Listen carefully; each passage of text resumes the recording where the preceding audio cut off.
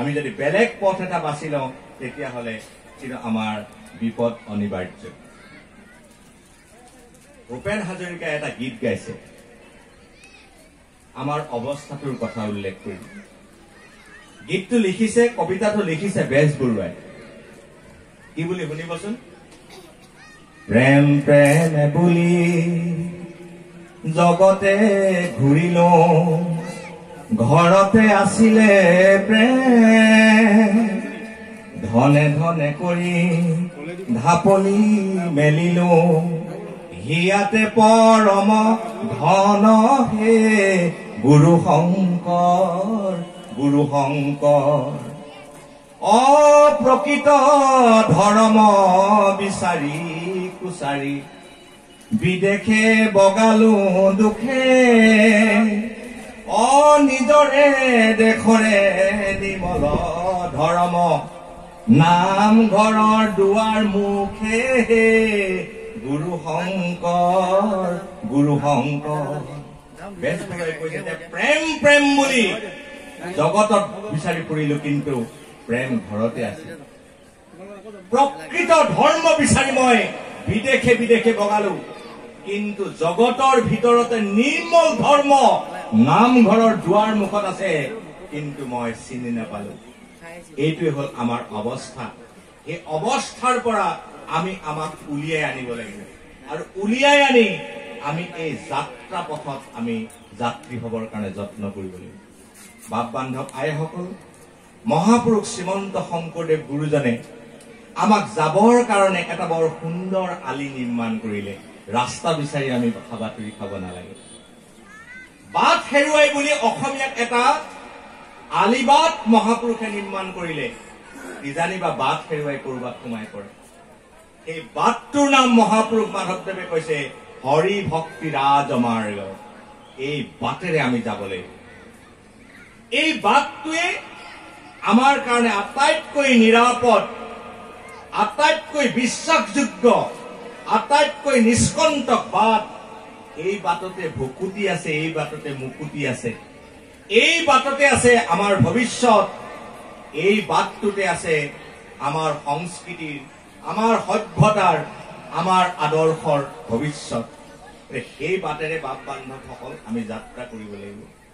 মহাপুৰুষ শংকৰদেৱ আৰু মহাপুৰুষ মাধৱদেৱ, এই দুগৰাকী মহাপুৰুষে আচলতে আমাক নিদিলে কি দিয়া নাই। আমাৰ মই এটা কথা কৈ কথাখিনি শেষৰ ফালে আহিছো। শংকৰদেৱ আৰু মাধৱদেৱৰ লগত আমাৰ সম্পৰ্ক কেৱল এজন ধৰ্মগুৰু ৰূপে নহয়। শংকৰ মাধৱৰ লগত আমাৰ সম্পৰ্ক কেৱল কেইভাগিমান বৰগীত, ভাওনা বা দুটিমান প্ৰাৰ্থনাৰে মাত্ৰ নহয়। শংকৰ মাধৱৰ লগত আমাৰ সম্পৰ্ক জনমৰ, আমাৰ সম্পৰ্ক মৰণৰ, আমাৰ সম্পৰ্ক উত্তৰণৰ। অসমীয়াৰ জনমৰ লগত সম্পৰ্ক, মৰণৰ লগত সম্পৰ্ক আৰু উত্তৰণৰ লগত সম্পৰ্ক শংকৰ আৰু মাধৱৰ।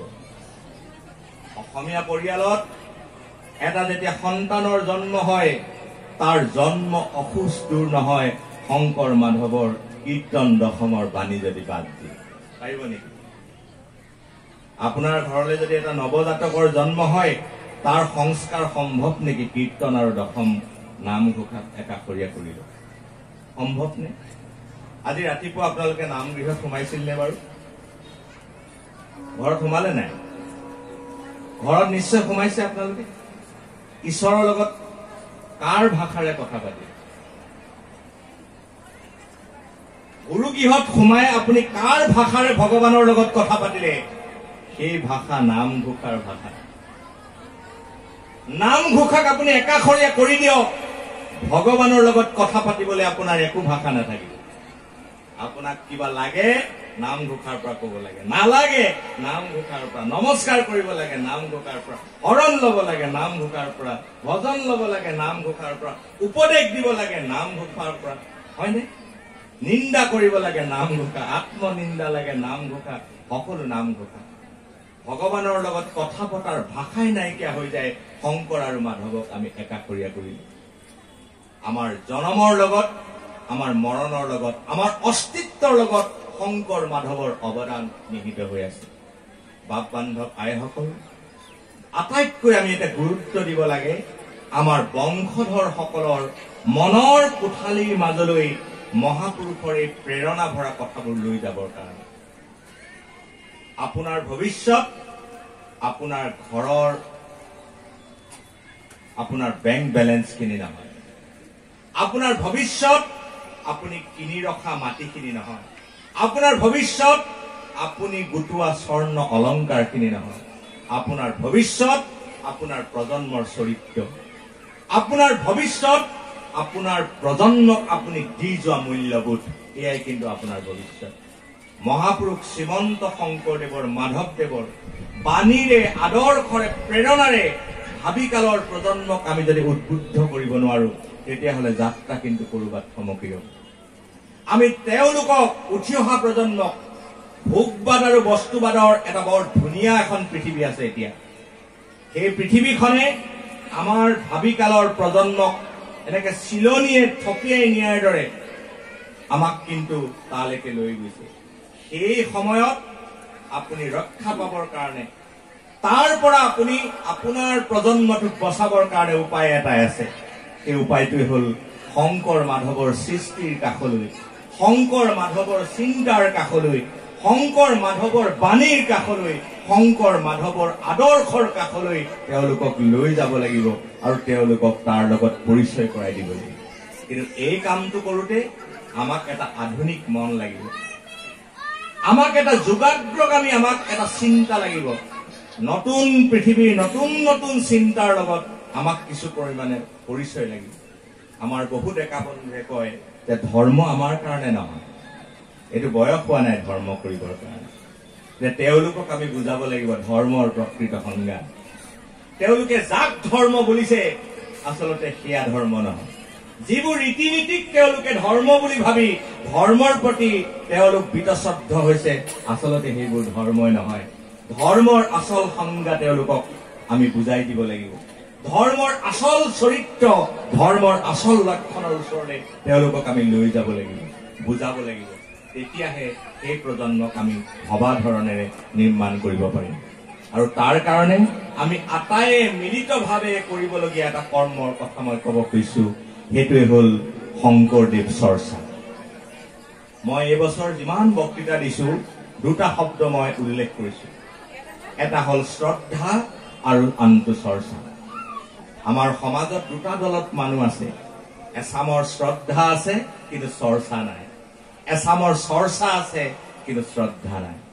শ্ৰদ্ধাবিহীন চৰ্চা, ইয়াত উত্তৰবিহীন অংক। একেদৰে চৰ্চা নাই, কেৱল শ্ৰদ্ধা, তেনেকেও কিন্তু আমি বেছি দূৰলৈকে যাব নোৱাৰিম। গতিকে শ্ৰদ্ধা আৰু চৰ্চা, গভীৰভাৱে শংকৰদেৱ মাধৱদেৱক আমি শ্ৰদ্ধা কৰিম আৰু একেলগে চৰ্চা কৰিম। বৰগীতৰ প্ৰতি আমাৰ শ্ৰদ্ধা থাকিব, একেলগে কিন্তু বৰগীত আমি চৰ্চা কৰিম।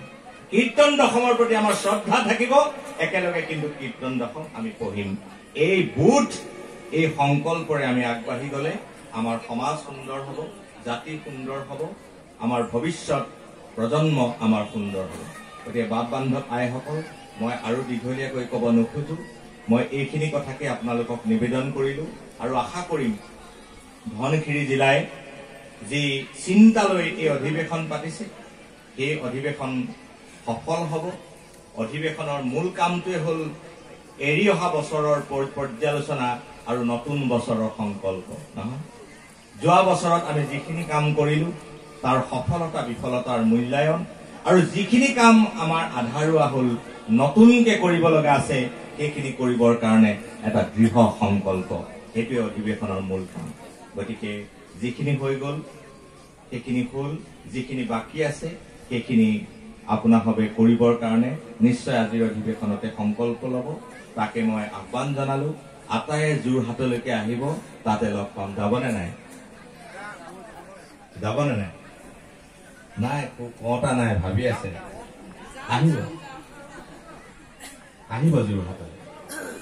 আমাৰ শংকৰদেৱ আন্দোলনটোত আপুনি একো কৰিব নোৱাৰিলেও এজন সদস্য আপুনি সেই আন্দোলনটোত বৃদ্ধি কৰিব পাৰিব।